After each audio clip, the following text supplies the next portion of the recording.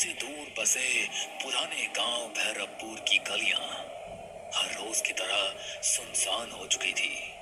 आसमान में हल्के बादल थे और ठंडी हवा के झोंके पुरानी हवेली की टूटी खिड़कियों से सनसनाहट पैदा कर रहे थे। गांव के लोग इस हवेली के पास से भी नहीं गुजरते थे। कहते हैं यहाँ अजीब अजीब आहटें सुनाई देती है, जैसे कोई अनदेखा इंसान आस पास घूम रहा हो। रीना अपने दोस्तों के साथ गांव घूमने आई थी। सबने मजाक मजाक में कहा, चल रीना, तू तो बहुत बहादुर बनती है। अगर सच में हिम्मत है तो फिर हवेली के अंदर चल। मुझे किससे डर लगेगा? भूत वूत जैसी कोई चीज नहीं होती। रीना अकेली हवेली के अंदर चली गई। टॉर्च की रोशनी टूटी दीवारों पर पड़ते ही डरावनी परछाइयां बनने लगी। वह चौंक कर पलटी। वहां कोई नहीं था। शायद मेरे दोस्तों ने मजाक किया होगा। लेकिन अगले ही पल उसने टॉर्च की रोशनी में देखा, दीवार पर उसके अलावा एक और परछाई हिल रही थी। रीना की सांसें तेज हो गई। उसने धीरे से पुकारा, कौन है वहाँ? पर कोई जवाब नहीं मिला। बस धीरे धीरे कदमों की आहट पास आने लगी। वो भागकर बाहर निकली। दोस्त हंस पड़े। क्या हुआ? रंग उड़ गया चेहरे से? रीना कांपती आवाज में बोली, नहीं, अंदर कोई था। दोस्तों ने मजाक उड़ा दिया। लेकिन उस दिन के बाद से रीना के साथ अजीब घटनाएं होने लगी। कभी रात में उसके कमरे में किसी के चलने की आवाज आती, कभी शीशे में उसके पीछे कोई धुंधली परछाई दिखाई देती। गांव का नाई रघु रोज रात को देर तक दुकान बंद करता। एक दिन जब वह तालाब के किनारे से घर जा रहा था तो उसे लगा कोई उसके पीछे पीछे चल रहा है। कौन है बे? सामने आ। पर कोई जवाब नहीं। वो तेज कदमों से चलने लगा, लेकिन नाहट भी उतनी ही तेज हो गई। अचानक उसके सामने एक सफेद साया खड़ा हो गया। आंखें गहरी हरी चमक रही थी। रघु, तेरा समय आ गया है, तो बच नहीं पाएगा। रघु जोर से चिल्लाया और भाग खड़ा हुआ। अगले दिन गांव वालों ने देखा रघु पागल सा हो गया था। वो बार बार कहता, आहट आहट मुझे ले जाएगी, आहट मुझे ले जाएगी। अनिरुद्ध गांव के स्कूल में मास्टर था। वो भूत प्रेत में विश्वास नहीं करता था। लेकिन एक रात जब वो हवेली के पास से लौट रहा था तो उसने साफ साफ सुना, जैसे भारी जूतों की आवाज उसके पीछे से आ रही हो। अरे ये कैसी आवाज है? यहाँ तो कोई और नहीं है। वो मुड़ा, लेकिन पीछे सिर्फ खाली सड़क थी। फिर अचानक उसके कान में किसी ने फुसफुसाया, तो बच नहीं पाएगा। रीना, रघु और अनिरुद्ध तीनों अलग अलग लोग थे, लेकिन सबने एक ही चीज महसूस की और वो थी आहट। गांव में धीरे धीरे डर फैलने लगा। लोग कहने लगे कि हवेली में दबे किसी रहस्य की वजह से ये सब कुछ हो रहा है। गांव भैरवपुर में अब हर कोई हवेली का नाम लेते ही सिहर उठता। रीना का चेहरा अब पीला पड़ चुका था। रघु पागलपन की हद तक डर चुका था और अनिरुद्ध मास्टर भी अब रात को अकेले निकलने से कतराने लगा था। लेकिन ये डर यहीं नहीं रुका। सविता रोज रात को अपने आंगन में तुलसी को दिया जलाती थी। उस रात भी उसने वैसा ही किया, लेकिन जैसे ही दिया जलाया उसे लगा मानो आंगन में कोई खड़ा है। कौन है वहाँ? अंधेरे में कुछ भी नहीं दिखा, लेकिन हवा का एक तेज झोंका आया और दिया बुझ गया। सविता ने माचिस जलाई, तभी देखा आंगन के कोने में एक औरत खड़ी थी। आहट सुनो, आहट सुनो, तुम्हें कोई लेने आ रहा है। सविता चीख पड़ी। घर वाले दौड़े, लेकिन वहां कोई नहीं था। अगर यहाँ कोई आत्मा है तो आज मैं उसे शांति दूंगा। वो मंत्र पढ़ने लगा। तभी हवेली की सीढ़ियों पर धीमे धीमे कदमों की आवाज आई। कौन है वहां? कोई जवाब नहीं, लेकिन अचानक उसके सामने लोहे की जंजीर अपने आप हिलने लगी। मोहन घबरा गया, लेकिन हिम्मत करके मंत्र पढ़ता रहा। तभी दीवार पर खून से लिखा उभर आया। आहट से बचना नामुमकिन है। मोहन के हाथ से माला गिर गई। वो भागते भागते गांव लौटा। ये जगह अशुभ है, वहां कोई अनदेखी शक्ति है। अमर गांव और कस्बे के बीच बस चलाता था। एक रात उसकी बस में कोई भी यात्री नहीं था। बस सुनसान सड़क से गुजर रही थी।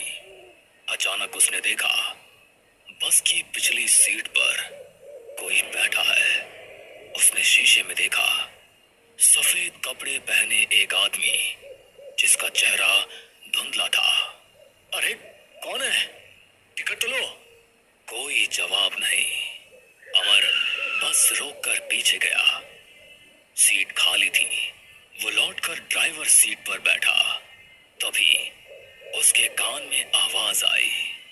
बस चलते रहो, आखिरी मंजिल तो मेरे पास है। अमर की हालत खराब हो गई। उस दिन के बाद उसने रात में बस चलाना ही छोड़ दिया।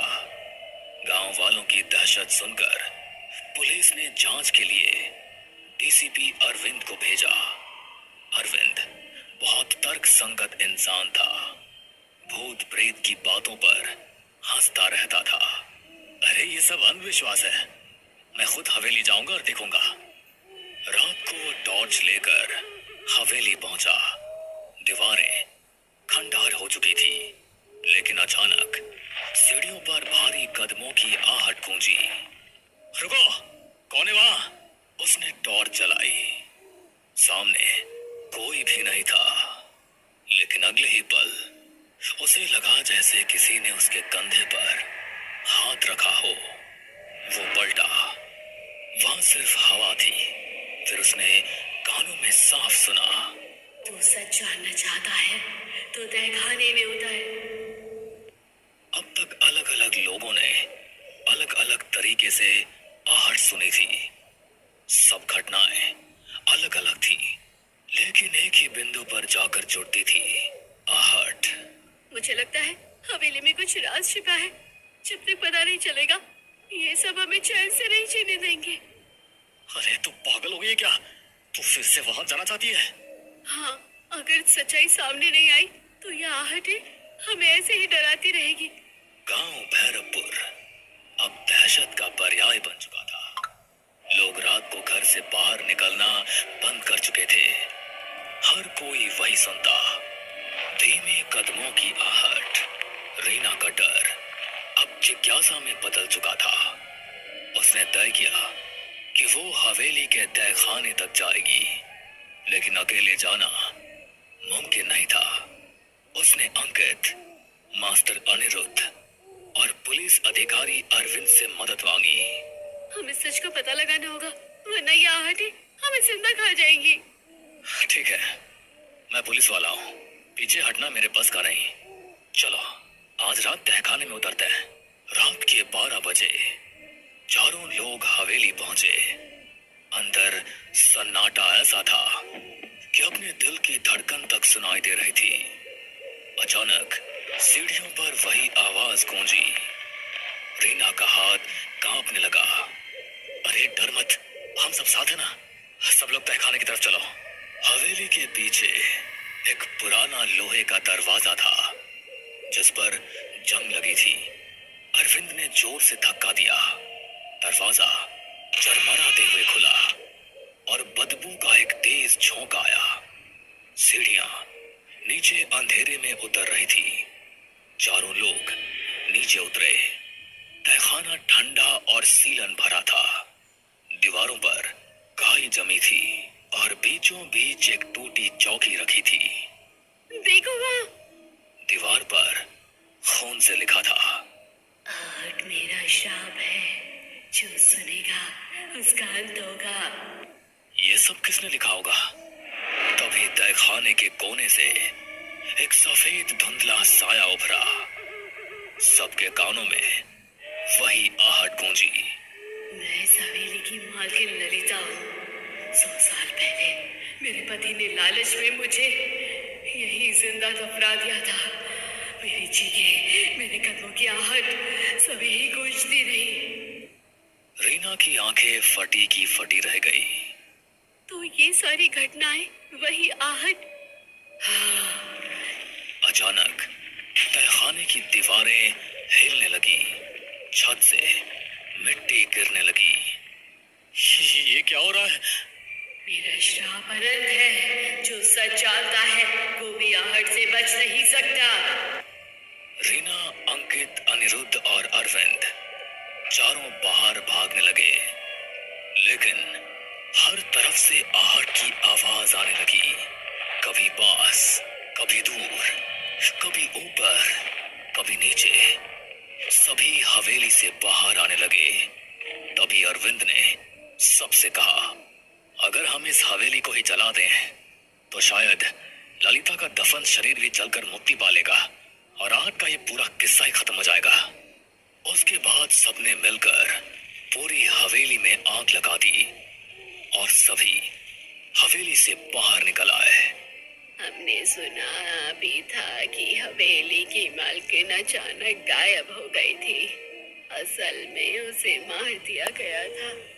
फिर अगले दिन लोगों ने हवेली में सामूहिक पूजा करवाई। उस दिन पहली बार कई सालों बाद गांव में रात शांति से बीती। लेकिन कुछ दिनों बाद रीना अपने कमरे में पढ़ाई कर रही थी।